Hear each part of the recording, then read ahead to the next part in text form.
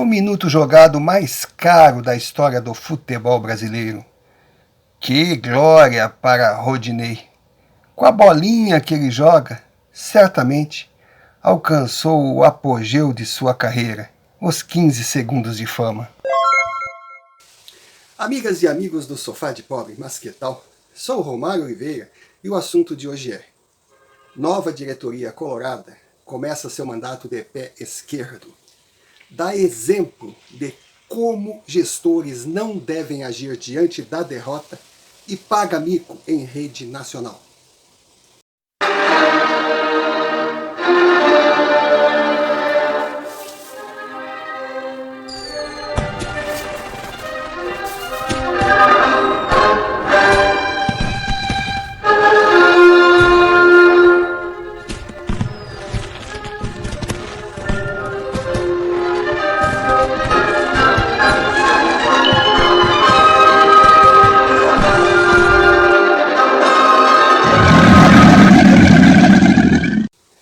Inter versus Flamengo, Flamengo versus Inter, Maracanã.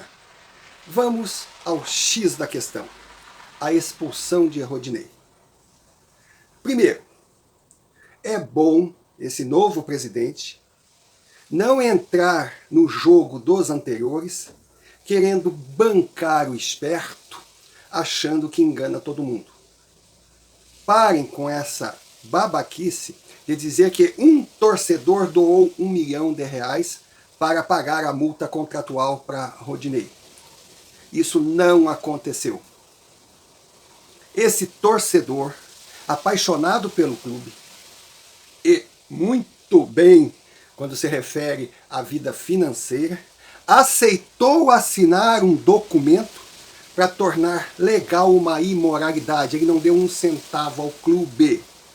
O Internacional precisava de uma forma para lavar o dinheiro, fazer esse dinheiro chegar a seu caixa, porque senão estaria numa situação complicada de explicar.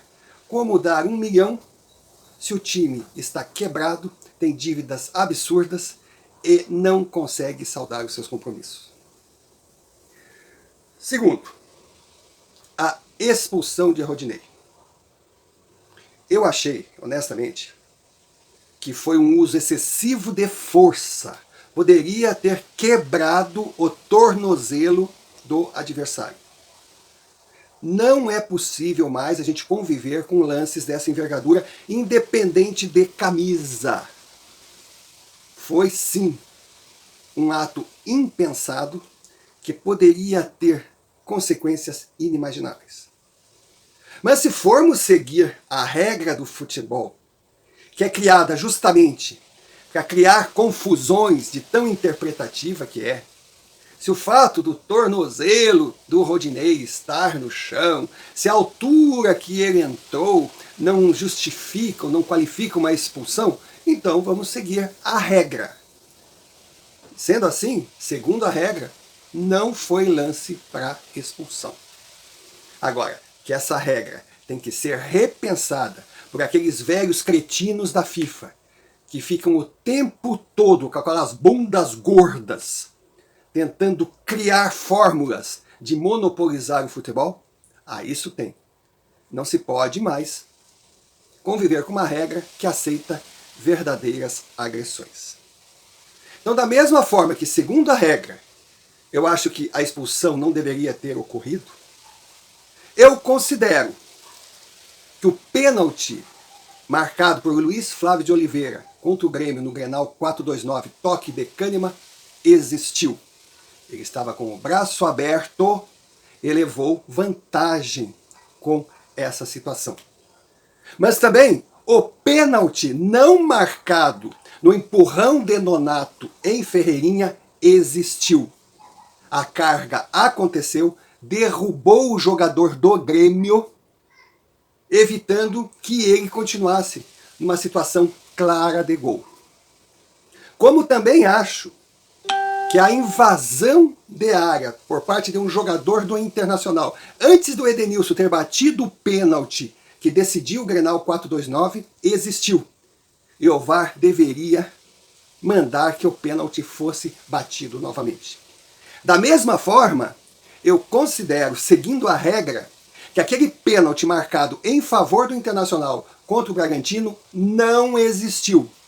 Porque claramente a bola bateu primeiro no peito do rapaz e depois da mão, descaracterizando a falta. Agora, o problema dos colorados é que quando o Grêmio reclamou do que aconteceu no Grenal 429 e o Bragantino reclamou do que fizeram com ele no Beira-Rio, a torcida do Inter saiu dizendo que era choro dos adversários. Abel Braga, diante dos lances que claramente beneficiaram o Internacional no Grenal 429, falou: foi lindo. Então, Abel, se os erros, vamos considerar assim, de arbitragem no Grenal te inspirou a falar foi lindo, por que a expulsão do Rodinei também não foi linda? E outra, Barcelos, o atual presidente, mostra que tornará o Internacional uma panela de pressão. E já entrou com tudo. Eu acho que ele pensa que se o Internacional tivesse conseguido algo que só eles acreditavam, ou seja, dar a volta olímpica como campeão de 2020 do Brasileirão, ele seria o presidente campeão. Não! Se acontecesse esse título, com certeza seria título da gestão Medeiros. E quanto ao vice atual do Internacional, tá na cara. Para-choque, ingênuo, inocente, útil de vida curta. Vai botar a cara para bater direto, enquanto o presidentão e os outros ficam quietinhos lá no canto deles. No final, será o primeiro a dançar. Não é segredo para ninguém. No futebol mundial, e principalmente no brasileiro, jogo se ganha dentro e fora de campo. O verdadeiro gestor administra, articula, negocia, mostra sua força, se faz presente. O amador sai dando piti diante as câmeras, falando um monte de bobagem, prejudicando ainda mais o clube que representa. A postura colorada no término do jogo contra o Flamengo foi lastimável em todos os sentidos, considerando a ficha corrida do clube. Considerando a clara intervenção do VAR na famosa farra no Veletolândia, que vem ocorrendo em vários jogos desse Brasileirão. Até então, se é em favor, tá tudo ótimo. São erros naturais, erros que acontecem em qualquer arbitragem. Se é contra, é roubo, é maracutaia, é isso, é aquilo. Eu, no Grenal 429, falei, eu tenho informações, existia sim um esquema para dar o título ao Internacional e tentar salvá-lo de um destino pior, pois o time está falido, tem uma dívida impagável e a sua única chance é ganhar esse título, valorizar seus jogadores para futuras transações, atrair patrocinadores, empolgar os torcedores, conquistar mais sócios e vender muito material esportivo. Esse título não virá. Então, o sonho colorado acabou. Eles vão ter que parar com essa bobagem de tentar esconder uma dívida, chamar a torcida, mostrar a realidade e começar a reconstrução. Porque se continuarem a gastar mais do que ganham, daqui um pouquinho será um caminho sem volta. A falência, claro que não, o clube de futebol não falha no Brasil, tem a proteção das leis, tem a paixão. Só que é o que eu tenho falado. O Botafogo de hoje é o Inter sem Noveleto. E a farra da Noveletolândia acabou. Acabou. Porque Noveleto, que beneficiou o Internacional, fez o Internacional subir, enquanto comandava a Federação Gaúcha de Futebol, pensou que faria o mesmo na CBF. Só que na CBF encontrou gente politicamente muito mais forte que ele. Então, eu falei que o que aconteceu em no Grenal 429 foi roubo, não erro normal de arbitragem. Porque erro de arbitragem sempre existiu e sempre existirá. Com VAR, sem VAR, com chip, o que seja. Com um juiz de holograma, o que seja. Erros sempre acontecerão. Mas com relação ao Internacional, é o conjunto da obra. Eles foram com muita sede ao pote e acabaram provando do próprio veneno. Essa historinha mal contada de dinheiro doado por torcedor. Jovem despreparado para capitanear uma equipe grande de chegada, chorando diante das câmeras, igual a criança mimada que acabou de perder a chupeta. Um ex-presidente imaturo, que herdou o clube endividado e, ao invés de sanear as dívidas, continuou gastando acima do que arrecadava, na busca, no devaneio de uma volta olímpica que jamais conseguiu dar. Uma atual diretoria que já chegou chutando o balde, agindo de forma passional, igual a torcedor de arquibancada e jogando para a torcida. Somatório de tiros no pé. Não por coincidência, o Internacional está no fundo do poço e não para de cair.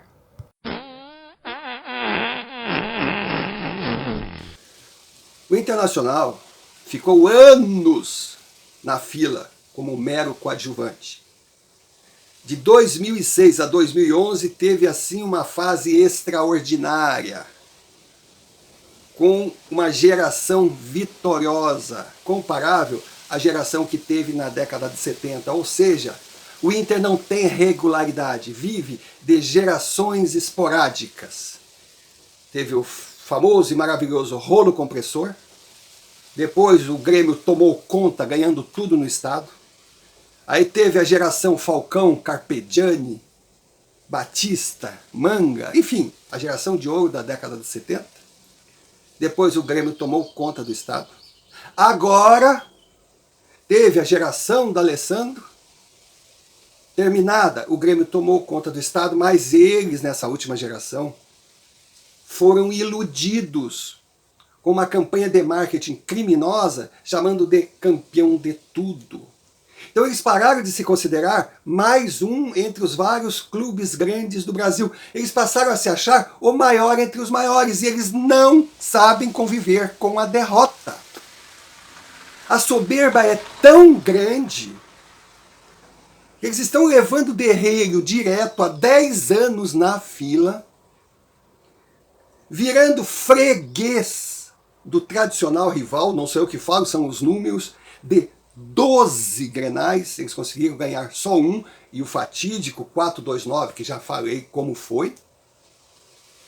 E enquanto não ganham nada, o Grêmio nos últimos anos ganhou Copa do Brasil, Libertadores, Recopa e 3 gauchões, e esteve sempre nas fases finais de todas as competições que disputou, nacionais ou internacionais, mas eles não aceitam. Aí tem a história da mística maldição Sacha, que aquele gol que o Sacha fez contra o Juventude em 2016, depois foi comemorar com a bandeirinha de escanteio, debochando dos 15 anos que o Grêmio estava sem ganhar nada fora do Rio Grande do Sul, ofendeu os deuses do futebol. Surgiu a maldição Sacha, que garante que até o final da década de 20, o Internacional não ganhará nada fora do Rio Grande do Sul. E se ganhar algum gauchão, será 1 ou 2, será muito poucos. Mas mesmo assim, a arrogância continua. Enquanto essa soberba permanecer, soberba que a gente vê em cenas ridículas. Bom, em 2019, Nossa Senhora do Céu, a Copa do Brasil era tudo. Era a competição mais importante do país, pois eles achavam que iam decidir em casa e ganhar o título em cima do Furacão. Perderam. Hoje, eles chamam a Copa do Brasil de Copinha Caça-Níqueis. A soberba é tão grande que competições que eles não conseguem ganhar ou participar, eles menosprezam. Bom, chegaram a ponto de querer menosprezar o tri da Libertadores do Grêmio, chamando de uma competição fraca. Então é isso. O Internacional é uma panela de pressão endividada. E é na hora da derrota, é na conduta dos seus diretores, dos seus jogadores e da torcida que a gente entende as razões desse clube gigante ter se transformado no que é hoje. Um mero coadjuvante que nada, nada, nada, nada e no final nada. O Horse Guarani, o pingo paraguaito do sul. Pocotó, pocotó, pocotó, pocotó. Uma pena. Mostra-me quem te comanda, que direi quem tu és. Concluo deixando uma pergunta no ar. Colorados, os arrogantes campeões de tudo, que apanham, apanham, apanham, apanham e não aprendem a exercitar a humildade, a reconhecer que no futebol, vitória, derrota, empate faz parte para todo mundo, que ninguém ganha sempre, que existem fases de altos e baixos, e principalmente no Brasil, que são vários clubes grandes, não apenas um só. A vocês, que diante das reações do Grêmio e do Bragantino reclamando, após o que ocorreu com os dois ao enfrentar o Internacional, a vocês que chamaram essas reações de choro, fica a pergunta. Como vocês chamam agora a postura da diretoria e dos jogadores do Inter em rede nacional depois da derrota do Flamengo? E não havendo nada mais a tratar, eu, Romário Oliveira, lavrei o presente vídeo que será assinado por mim e pela história. E aquela parcela da torcida colorada que eu chamo de surtados do podrinho, graças a Deus uma minoria, porque os colorados são conscientes e sabem que eu estou certo, mas essa minoria que não adianta, não consegue aceitar a realidade, e que certamente ou não irão assistir esse vídeo, ou assistirão, mas seja como for, irão entrar batendo em mim e no sofá, assunto encerrado e ponto final. Foi lindo! É tetra! Fica, Abel, fora noveleto. Pocotó, pocotó, pocotó, pocotó.